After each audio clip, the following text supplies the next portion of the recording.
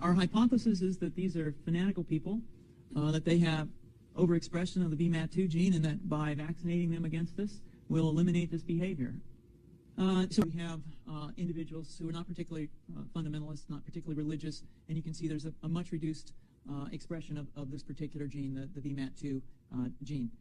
Another evidence that supports our hypothesis for the development of this approach. What you see here is by spreading this virus, we're going to eliminate individuals from donning on a bomb vest and going into a market and blowing up the market. So our hypothesis is that these are fanatical people, that they have overexpression of the VMAT2 gene, and that by vaccinating them against this, we'll eliminate this behavior. So we have some very, very remarkable data in this next slide. Here we have two brain scans. These are fMRIs. These are two different individuals with different levels of expression of VMAT2. On top is an individual who's a religious fanatic, an individual, and we've repeated this numerous times, that has high levels of VMAT2. Now, this individual down here who had low levels of the VMAT2 gene, this individual would self-describe as not particularly religious. In each case, these individuals were read a religious text. This individual lit up the right middle frontal gyrus, shown here, and that's a part of the brain that's associated with theory of mind. It's a part of the brain that has to do with intents and beliefs and desires.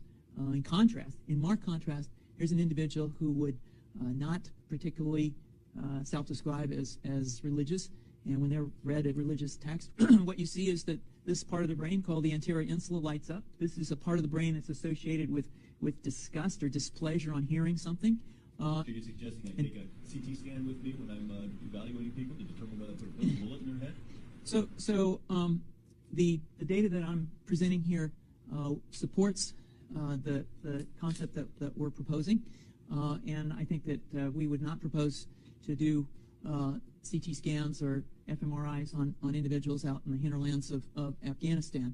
The virus would immunize against this VMAT2 gene, and that would have the effect that you see here, which is it's essentially to turn a fanatic into a normal person. And we think that will have major effects in the Middle East. How would you suggest that this is going to be dispersed?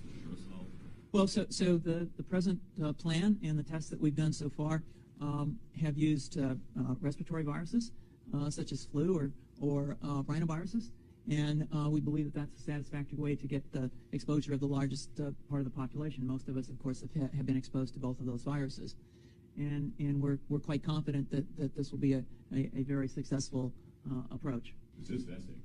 What's the name of this proposal? Yeah, so the name of this project is FunVax, which is the vaccine for religious fundamentalism. And you have a proposal already?